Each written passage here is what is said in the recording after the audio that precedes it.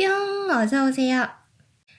오늘은 제가 목 상태가 많이 안 좋긴 한데요. 소녀는 늙지 않는다 상편을 올리고 나서 이틀이 지났기 때문에 혹시라도 상편만 보셨으면 궁금해 하실까봐 힘내서 나타났어요. 그리고 덕후가 저쪽 방에서 꿀물을 열렬하게 먹고 있는데 이 소리가 안 들어갔으면 좋겠어요. 자, 이어서 해볼게요. 소녀는 늙지 않는다. 김경옥 씨. 하편 시작할게요.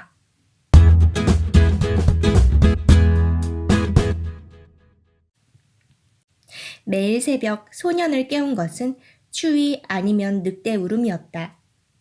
잠에서 깬 소년은 외투를 걸치고 배낭을 맨 채 아파트 숲을 빠져나가 인공호수를 건너고 나무 이름의 마을들을 지나 학교에 갔다. 교사용 화장실에서 세수를 하고 수업 시간에는 공룡을 그리며 급식 시간에 기다렸다. 때로 선생의 기습적인 질문을 받았지만 답을 못한 적은 없었다. 단 한 번도.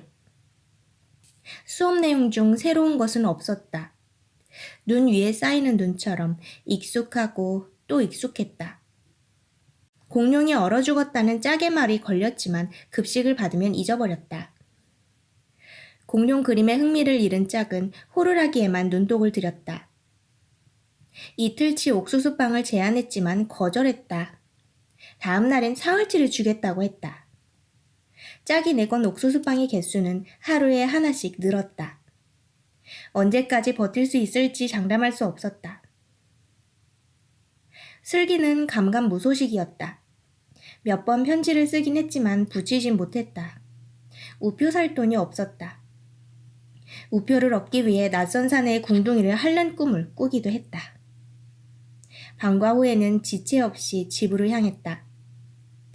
물풀의나무 마을을 지나 버드나무 마을을 끼고 느티나무 마을을 애두른 뒤 벚나무 마을을 가로지르고 커다란 인공호수를 건너 집으로 갔다.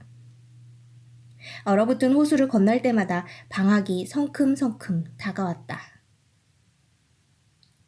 학교 다녀왔습니다. 소녀는 안방문을 열고 소리쳤다. 할아버지는 소파에 누워 눈을 붙이고 있었다. 소녀는 플라스틱 삽을 챙겨 들고 옥상에 올라갔다. 안방만큼 드러났던 시멘트 바닥이 어제 내린 눈에 묻히고 말았다. 눈은 사흘이 멀다 하고 내렸다. 소녀는 다시 눈을 치우기 시작했다. 가끔 허리를 펴고 눈의 세상을 무심히 바라보았다. 살아 움직이는 것은 보이지 않았다. 시계에 새겨진 숫자로는 헤아릴 수 없는 무의 시간이 지난 뒤 안방 크기의 잿빛 시멘트 바닥이 재차 드러났다. 소녀는 물탱크 곁에 뭉쳐둔 비닐을 끌고 와 바닥에 깔고 가장자리에 돌을 얹었다. 드디어 집으로 돌아간 소녀는 카트를 끌고 다시 나왔다. 3개의 동을 지나고 놀이터를 가로질러 3번째 출입구로 들어갔다. 소녀는 405호 현관문 앞에 멈춰섰다. 405 팻말 아래 십자가 모양의 은빛 스티커가 붙어 있었다. 집 안으로 들어간 소녀는 언제나처럼 신발장부터 살폈다. 신발이 몇 켤레 버려져 있었다. 뒤축이 구겨진 더러운 운동화, 밑창이 나간 부츠.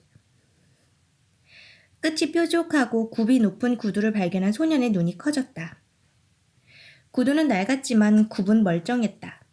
소년은 오른쪽만 카트에 담았다. 거실과 부엌에서 허탕을 친 소년은 카트를 밀고 안방으로 들어갔다. 장롱이 한쪽 벽을 통째 가린 채로 서 있었다. 여닫이 문짝이 7개나 달린 장롱이었다. 한 달은 좋게 뗄만 했다. 소녀는 첫 번째 문짝의 손잡이를 잡아당겼다. 안에는 아무것도 없었다. 3번째 문짝을 열었을 때에도 5번째 문짝을 열었을 때에도 마찬가지였다. 6번째와 7번째 문짝을 동시에 열어 젖히려던 소녀는 멈칫했다. 장롱 안쪽에서 낑낑거리는 소리가 들렸다. 짐승의 새끼가 칭얼거리는 소리. 소녀는 카트에 담긴 손도끼를 집어들었다. 마른 침을 삼킨 뒤 장롱 문을 벌컥 열어 젖혔다. 구석에 시커먼 뭔가가 잔뜩 웅크리고 있었다. 짐승이 아니라 아이였다. 아니, 짐승 같은 아이였다. 더럽고 지저분한 게 인간의 형상을 한 숫더미 같았다. 아이는 눈을 감은 채 미동도 하지 않았다. 잠든 듯 했다. 소녀는 살금살금 다가가 아이를 찬찬히 뜯어보았다. 단발의 머리카락은 여기저기 뜯겨나가 이 빠진 톱날 같았고 얼굴은 불지옥의 굴뚝에서 기어나온 듯 새까맸다. 사내애인지 계집애인지 가늠할 수 없었다. 아이는 누더기 같은 담요를 덮고 있었다. 소녀는 손도끼로 아이의 어깨를 툭툭 건드렸다. 번쩍 눈을 뜬 아이는 눈자위를 희번덕거리며 소년을 훑어보았다. 지붕도 바람막이도 깐부기불도 없이 수많은 밤을 건너온 난쟁이 불황자 같았다. 소년을 응시하는 아이의 눈빛은 경계심으로 팽팽했다. 아이의 눈길은 자꾸만 소년의 손에 들린 손도끼로 향했다. 걱정 마, 널 해치진 않아. 이거는 땔감을 만들 때 쓰는 거야. 소년은 손도끼를 카트에 내려놓으며 말했다. 아이는 더 이상 눈을 희번덕거리지 않았지만 경계의 빛은 여전했다. 혼자니? 왜 거기에 들어가 있는 거야? 아이는 대꾸가 없었다. 내 말 안 들려? 너 말할 줄 몰라? 아이에게서 반응이 없자 소녀는 수화로 말을 걸어보았다. 슬기에게 그랬던 것처럼. 아이는 소년의 손짓을 멀뚱멀뚱 쳐다볼 뿐이었다. 낑낑거리는 소리가 다시 들렸다.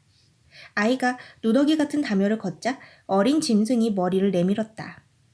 새끼 늑대였다. 털이 눈처럼 새하얀 새끼 늑대.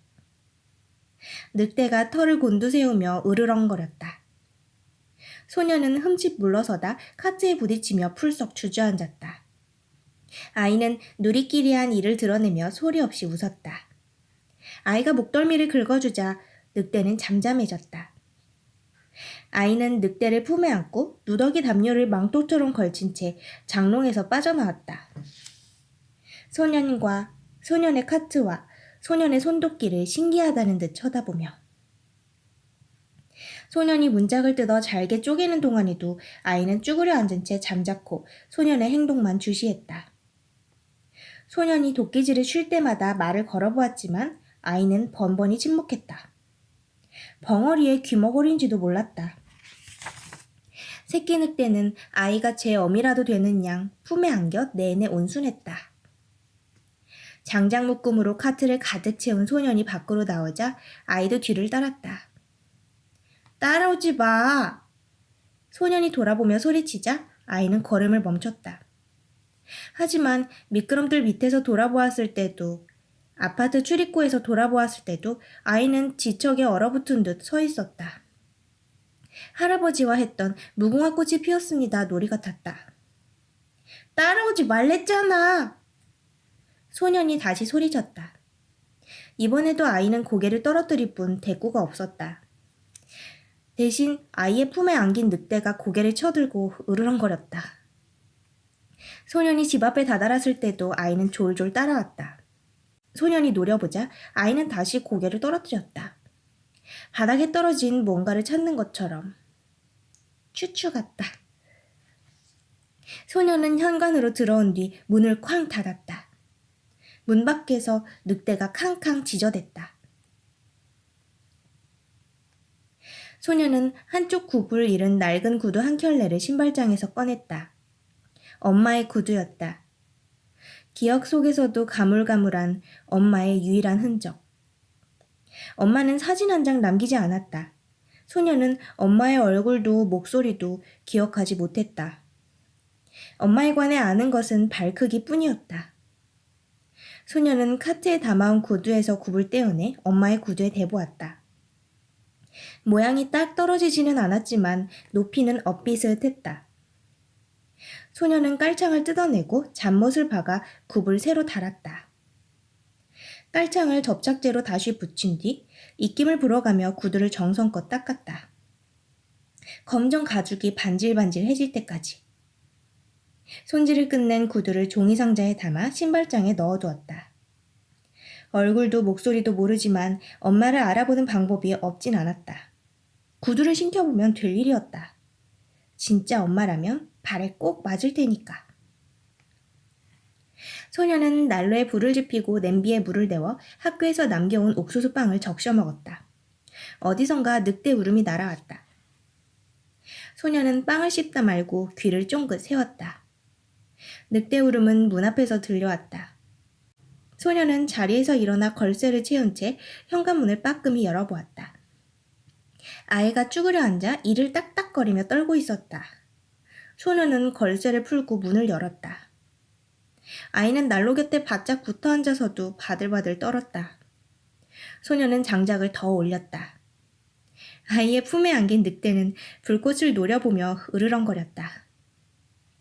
소녀는 먹다만 빵을 다시 먹기 시작했다. 아이는 소년의 손에 들린 빵을 빤히 쳐다보았다. 아이의 시커먼 얼굴 뒤로 불꽃이 혓바닥 마냥 날름거렸다. 소년은 빵 조각의 반을 뜯어 아이에게 내밀었다. 아이는 빵 조각을 냉큼 채갔다. 어찌나 빠른지 손이 보이지 않았다. 아이는 반을 떼어내 늑대에게 먹이고 나서 나머지를 한 입에 삼켰다. 이번에는 소년이 아이를 신기하다는 듯 지켜보았다. 아이가 캑캑거리자 소년은 따뜻한 물이 담긴 머그잔을 건넸다. 아이는 오므린 손바닥에 물을 붓고 늑대의 코앞에 들이밀었다. 늑대는 아이의 우묵한 손바닥에 고인 물을 핥았다. 물이 바닥난 뒤에도 한참 핥았다. 아이는 손바닥에 물을 더 붓고 머그잔을 제 입에 가져갔다. 아이의 배에서 꼬르륵 소리가 새어나왔다.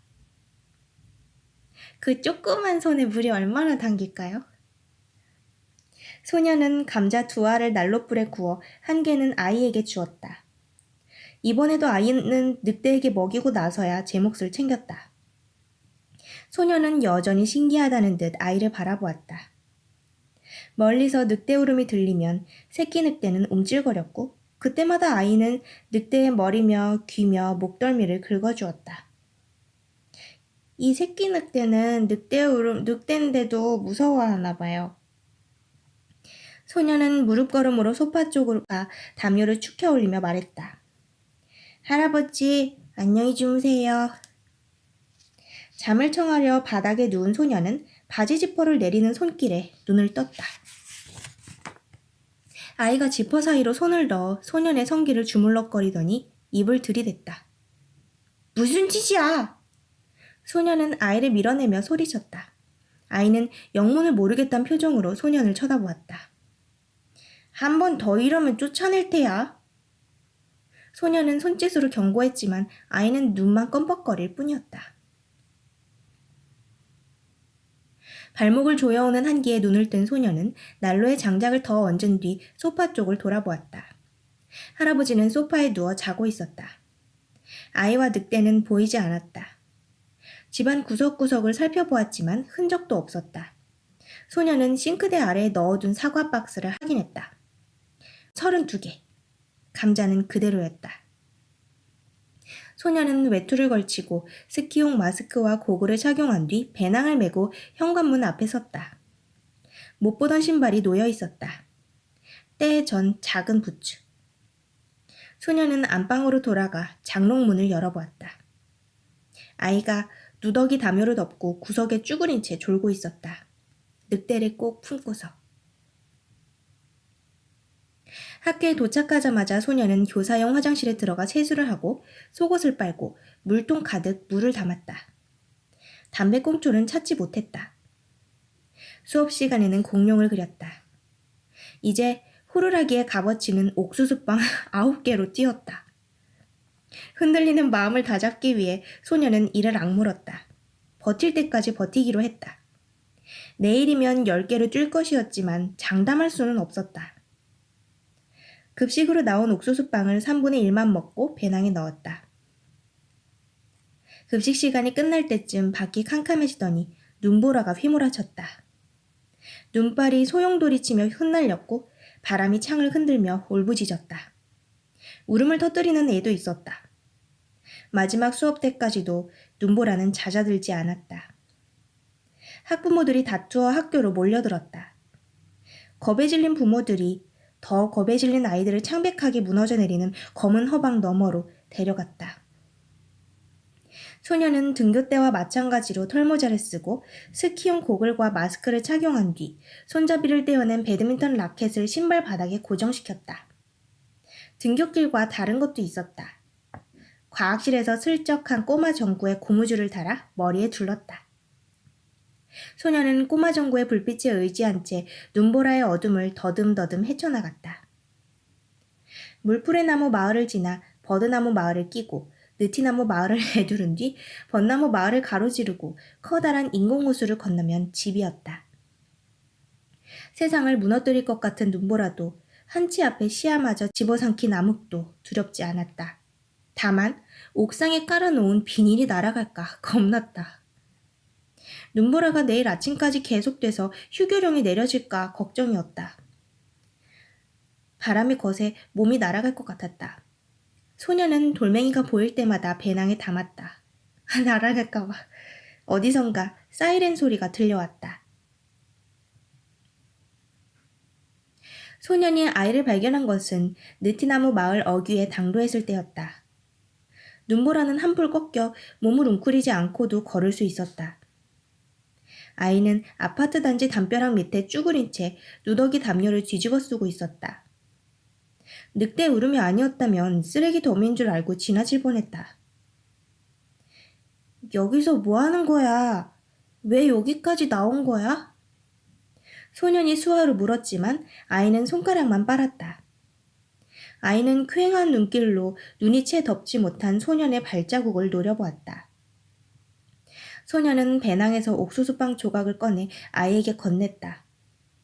아이는 반을 떼어 늑대에게 먹이고 나머지를 제 입안에 밀어넣었다. 소년은 물통도 건넸다. 아이는 늑대의 목을 축이고 나서 물을 마셨다.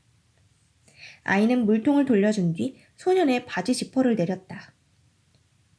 소년은 아이를 밀쳐내며 소리쳤다. 이러지 말라고 했잖아. 소년의 외침이 바람에 묻혔다. 소년은 지퍼를 올렸다. 아이가 목에 걸고 있던 목걸이를 소년에게 걸어주었다. 십자가가 달린 은목걸이였다. 소년은 걸음을 재촉했다. 아파트 옥상이 눈에 밟혔다. 아이는 소년의 발자국만 밟으며 뒤를 따랐다. 인공호수에 도착했을 때 눈보라가 멎었다. 다행이었다. 내일도 학교에 갈 수 있었다.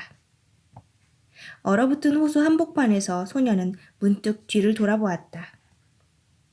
아이는 대여섯 걸음 떨어진 곳에 쭈그려 앉아 오줌을 두고 있었다.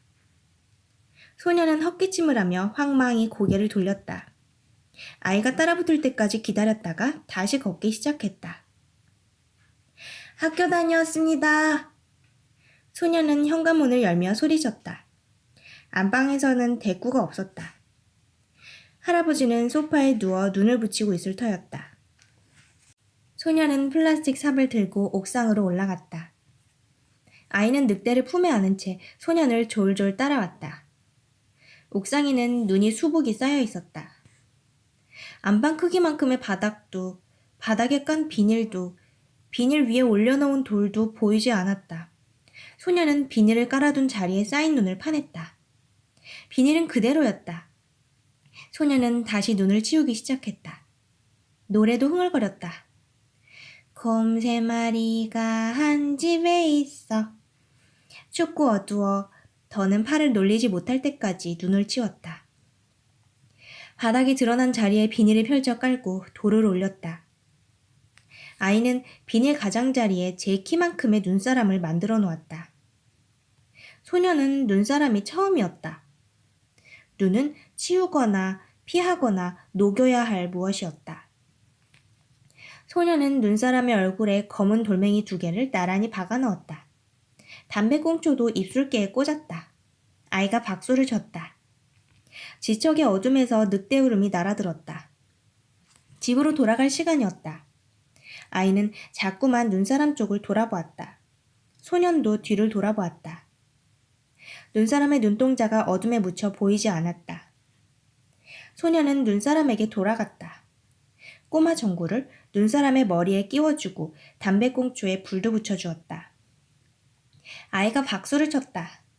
눈사람의 이마와 입에서 불이 반짝였다. 소녀는 감자를 3알 구워 아이에게 2개를 줬다. 이제 2개를 주네요. 어제도 2개 줬나? 아이는 늑대에게 하나를 먹이고 나서 나머지 하나를 입을 댔다.